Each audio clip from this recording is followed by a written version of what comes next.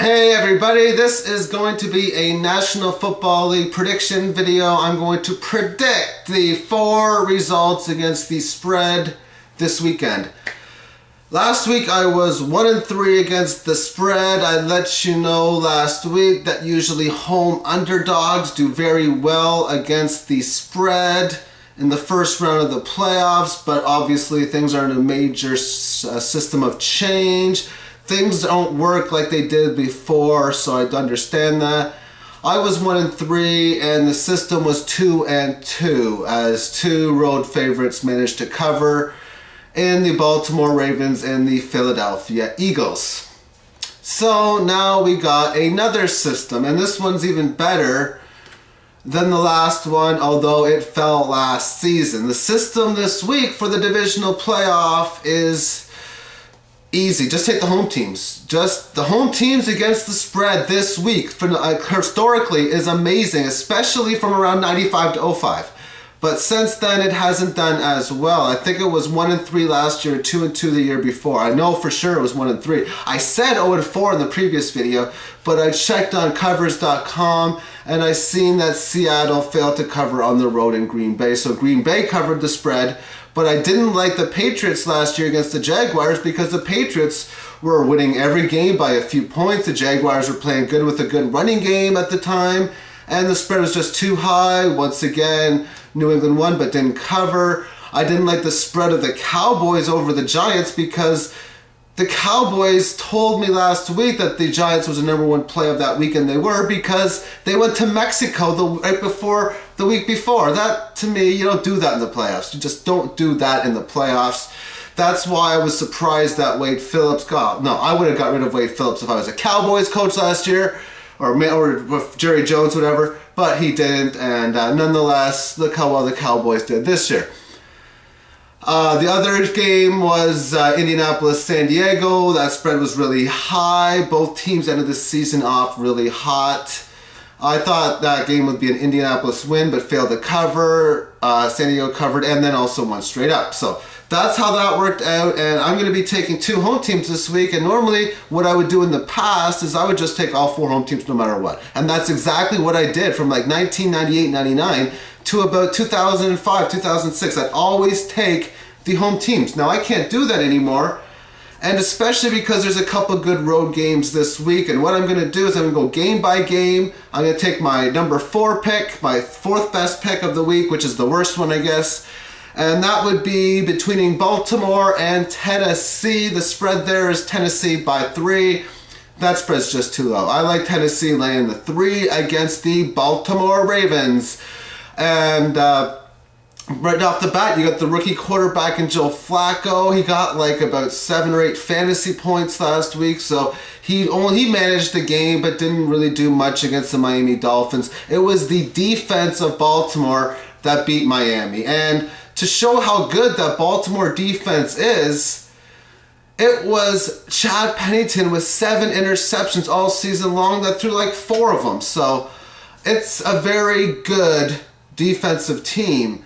Now, this is going to be a different situation, I think, because the difference between the Tennessee Titans and the Miami Dolphins is you got a more running team in Tennessee compared to a balanced team in Miami. They had Ronnie Brown and Ricky Williams as their backs, very average running backs. But Chris Brown and Lendell White in Tennessee have a much better edge as far as the running backs are concerned, and this team is also built on the defense, and this is going to most likely be a defensive matchup. I think both fantasy teams, both the Baltimore and Tennessee fantasy defenses, would have good points coming in for this weekend's game. So low scoring would be a good possibility. The spread is only 3 points, so if it was 3.5 or 4, it would be probably a pass situation, and 4.5 or 5. I would probably take the points with Baltimore, but because it's 3, this would probably be the most points that I would lay on Tennessee. But 3 is a magic number. There's a high chance the game could end in 3. Tennessee's also got a good kicker in Rob Baronis, which means that if they need the 50-yard field goals, he can make them, and those 3 points obviously do add up. And then, of course, the system of just taking the home teams. And the reason why the home teams do well mainly is the bye week. You got the week off. That's a huge advantage compared to having to play after such a grueling 4 or 5 month season. And that's the big difference right there.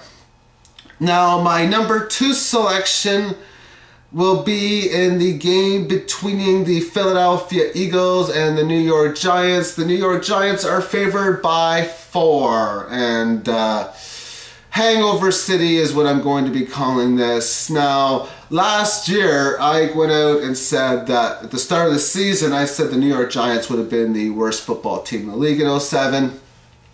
Funny how they won the Super Bowl when I say that. So hey, we'll see what happens. Maybe you want to go with the Giants because you say I like the Eagles. And if that's the case, good luck to you. But I really like the Eagles here, given the fact that the spread is over that 3.5 point number. So you got that 4 point number. Westbrook is a very good running back and can beat you in so many ways. But I don't think the Giants are I think they're very overrated. Their running back system is good, and Eli Manning is definitely a leader at quarterback.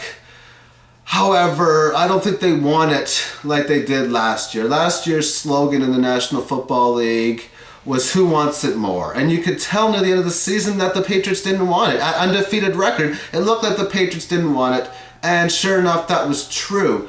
This year's slogan is "Believe in Now," and I don't really believe that the New York Giants believe in now, at least in comparison to many of the other teams, including the Philadelphia Eagles. So I like the Eagles here. I think they're going to win the game outright, actually, and we'll move on to the NFC Championship game. And we'll see how this goes out, but I gotta say the Eagles here are a good play, getting 4 points. I like the Eagles.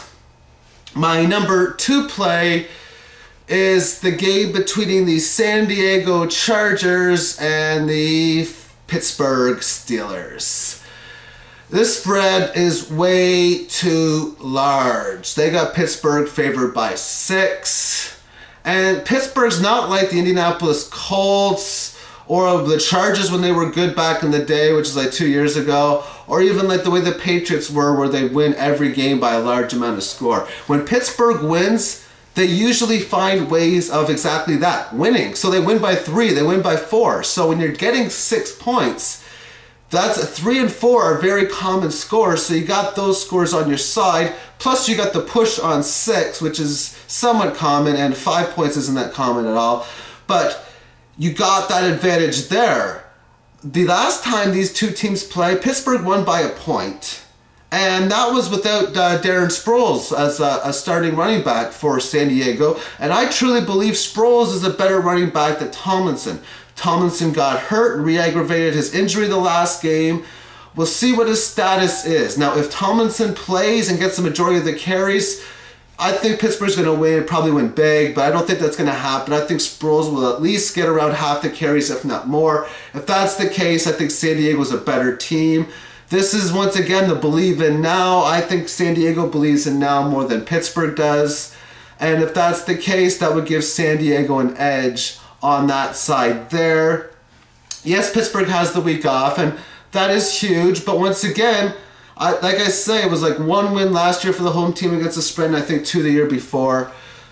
So the home teams just don't do it like they used to anymore in those situations. So I'm going to go with the San Diego Chargers there, +6. It wouldn't surprise me if they won that game outright either. I think it's like 2-1 on the money line for them, which is a pretty good price also. Okay. Final game and my top game of the week is a game between Arizona and Carolina. The spread is 10 points for Carolina, and it might as well be over 20. If it was 20 points, I'd probably lay it on Carolina because that's how big of a blowout I'm expecting in this game. This is by far my #1 pick of the playoffs this year, which is Carolina. Excuse me. Arizona gave up on the season last week. When they gave their coach the Gatorade bath, that to me is an emotional letdown in a sense that I think they're just going to fall flat in the next week. It's, to me, seems that this is not a good emotional spot for them to be in, as Arizona is going to have a hard time running the ball with James and Hightower against Carolina on the road. And yes, they'll get some passing yards, but with this emotional letdown, you can maybe expect a couple interceptions out of Warner. Maybe he'll get pressured a little bit. You can add about another 3 sacks that he may take, and Warner just may be all right. 250 yards, 2 touchdowns, 2 or 3 picks. That might be what he gets. And obviously, D'Angelo Williams and Jonathan Stewart should get over 200 yards rushing against this Arizona defense on the road. Arizona's just not a good team overall. They were in a terrible division. They played their hearts out last week, and it showed, and they played a much weaker opponent than they are this week, too. Carolina's been hot at the stretch, and I believe that this is going to be a blowout like no other that we've seen. Well, I mean, it's not going to be 48-0, but it could. But once again, it's only 10-point spread. I like this. I think this game's going to be over by halftime. 24-3 at half type score, 27-10 at half. 28-10 at half, whatever, and then it'll be a cash-in game. I think Carolina is going to win really big. Arizona, I don't believes in now. They believed in last week, and they won because of that, but they don't believe in now. Carolina does. So we'll see how my predictions go. 1-3 last week. See if I can get 3 or 4 this week. Thank you for watching this video. Enjoy the games. Peace and have yourself a great day. Bye-bye, everyone.